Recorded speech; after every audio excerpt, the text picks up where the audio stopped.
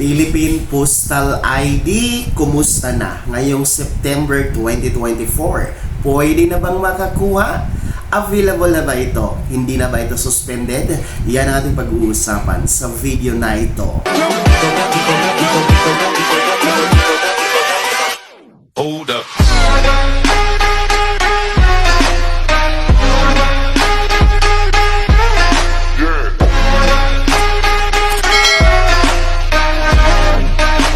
Hello mga ka-vlogs! Welcome dito sa aking YouTube channel. Magandang araw po sa lahat ng mga manonood. Saan po kayong dako sa mundo? Kumusta mga ka-vlogs?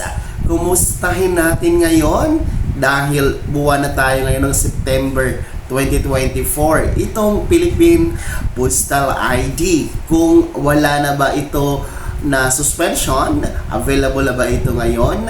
Pwede na bang kumuha sa mga post office?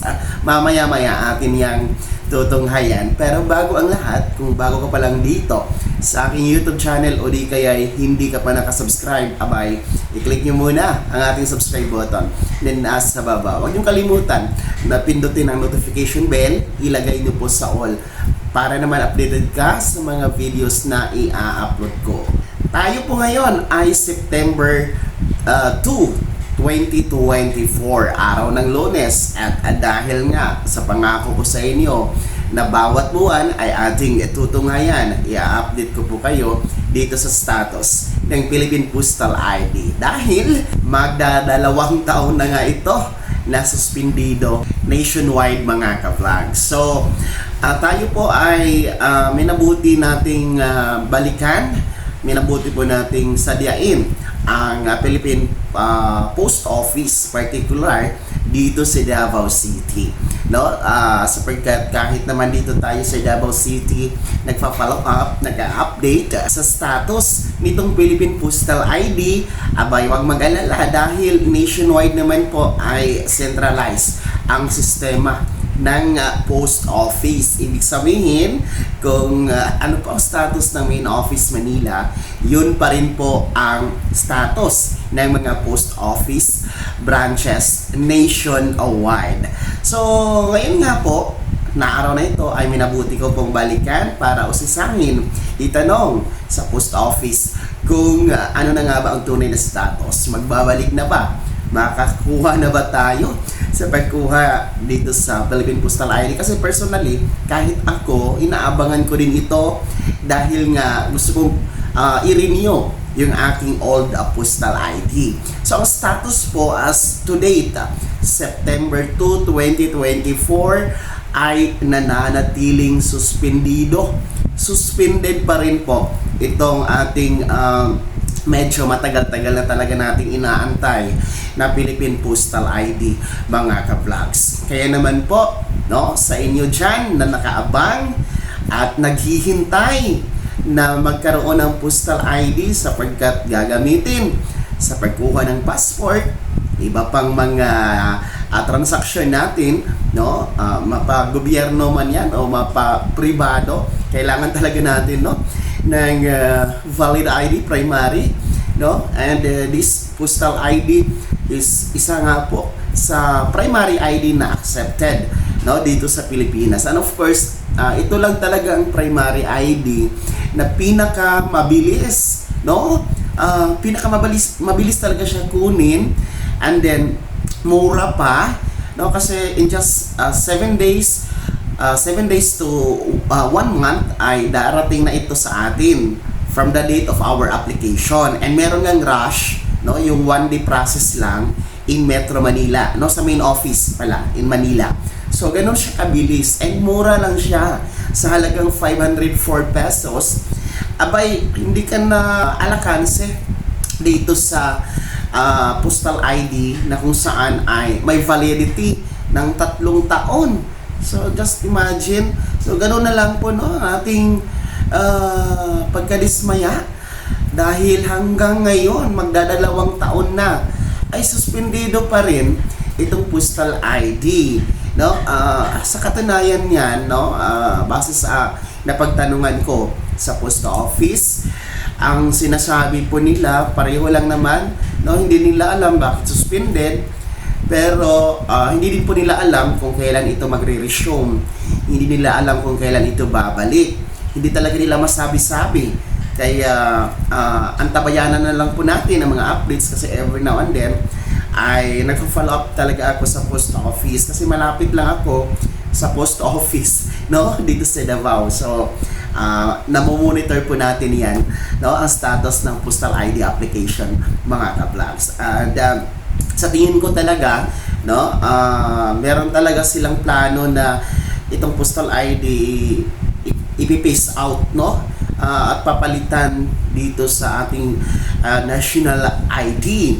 Kaya lang talaga, no, nagkakaproblema tayo sa national ID sa daming mga glitches, no, mga error, sa dami ng problema dito sa national ID, talagang ang layo, no, ang layo sa quality ng postal ID card natin. Kasi yung national ID natin nabubura, meron tayong nababalitaan na nagfi-fade, no, wala tayong perma, hindi na-accept sa mga ibang mga transactions. Kaya for me, mas prefer ko talaga yung postal ID kesa naman dito sa national ID, no, lalong-lalo na sa mga malalaking transaksyon, no, mga bank transactions, iba pa mga transaksyon natin, mga ka-vlogs. So kayo, mga ka-vlogs na nakaabang, mga nanonood sa video na to, isa din ba kayo sa nakaabang at nag-aantay sa status nitong postal ID, no? Sa tingin ko lang naman, actually hindi ko naman kayo dinidiscourage, pero I think mag-isip muna kayo ng ibang alternative, no, mga alternatibong primary ID. Baka kasi maabutan kayo ng ilang taon sa kakaantay, hindi pa nagre-resume ang postal ID, no? Meron naman tayong mga other options. Pwede tayong kumuha ng driver's license, no? Pero gagastos talaga tayo sa driver's license, no? 1,000 kasi ang magagastos natin from student permit to lisensya, no? Pero kung wala talagang choice, lalong-lalo na sa mga mag-a-apply abroad, kukuha ng passport, gastos na lang tayo kukuha ng driver's license. Meron din naman po tayong tinatawag na yung SSS UMID, kaso lang suspended din po, no? Yung SSS ID, UMID card, suspended din po siya. Pero pwede tayong kumuha ng SSS UMID ATM Pay card, no? Kasi ang SSS UMID ATM Pay card ay 2-in-1 na siya. Valid ID siya, acceptable siya, accepted siya sa mga transaction natin, and at the same time disbursement bank din po natin. So valid ID siya na ATM card din po natin. So pwede tayong kumuha ng SSS UMID ATM Pay card, pero para lang ito sa mga miyembro, ha. Kung hindi kayo miyembro, kailangan nyo magpa-miyembro muna at dapat meron kayong posted na at least 1 month contribution, no, sa SSS. So ulitin ko po, balik tayo sa Philippine Postal ID as of now, as to date, September 2, 2024, still suspended nationwide. Kaya wag ninyong tangkilikin, wag kayong maniwala sa mga offer online, lalong-lalo pa yung mga nag-o-offer ng postal ID assistance na magbabayad kayo. Kasi isipin nyo, nationwide from the main office in Manila, suspended siya. Saan kinukuha? Yung sa online, di ba? Pike po yun. So mapi-fake kayo. May kaparusahan yan, mga ka-vlogs.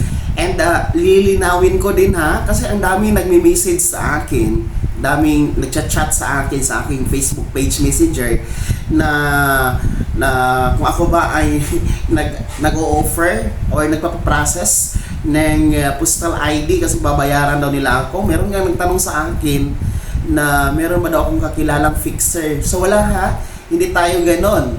Ang atin po ay tinuturo natin ang tamang proseso, tamang requirements, no? Hindi po ako i-endorse ng mga fixer, yung mga shortcuts, kasi bawal po yun. Alam natin yung may kaparusahan, ha, mga nagchat-chat sa akin.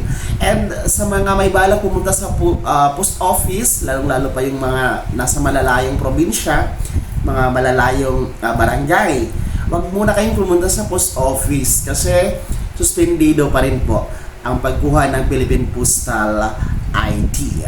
Bago ako matapos sa video na to, kung gusto niyo pong sumuporta dito sa aking YouTube channel, maaari niyo pong i-click ang ating super thanks button na nasa baba. Sa mga gusto maging miyembro, pwede po, i-click niyo po ang ating join button na nasa baba pa rin. Sana'y naging gabay ang video na to. Kahit paano ay atin pong na ipaabot sa inyo ang mga mahahalagang bagay-bagay na may kinalaman po sa ating mga daily routine, sa ating mga pangangailangan sa ating mga transaksyon. Gaya nitong valid ID na postal ID. Kung hindi ka pa nakasubscribe dito sa aking YouTube channel, maaari nyo nang i-click ang ating subscribe button na nasa baba. Huwag nyo kalimutan na pindutin ang notification bell, ilagay niyo po sa all para naman updated ka sa lahat ng mga videos na i-upload ko. Maaari nyo rin i-like ang video na to at kung meron ka pang mga katanungan, maaari nyo i-komento sa comment section na nasa baba. At paki-follow na din po ang aking official Facebook page na andyan sa screen nyo. Muli po, ako si Daniel Timpawa na nagsasabing dito sa aking YouTube channel, Pawang Katotohanan at lahat totoo lamang.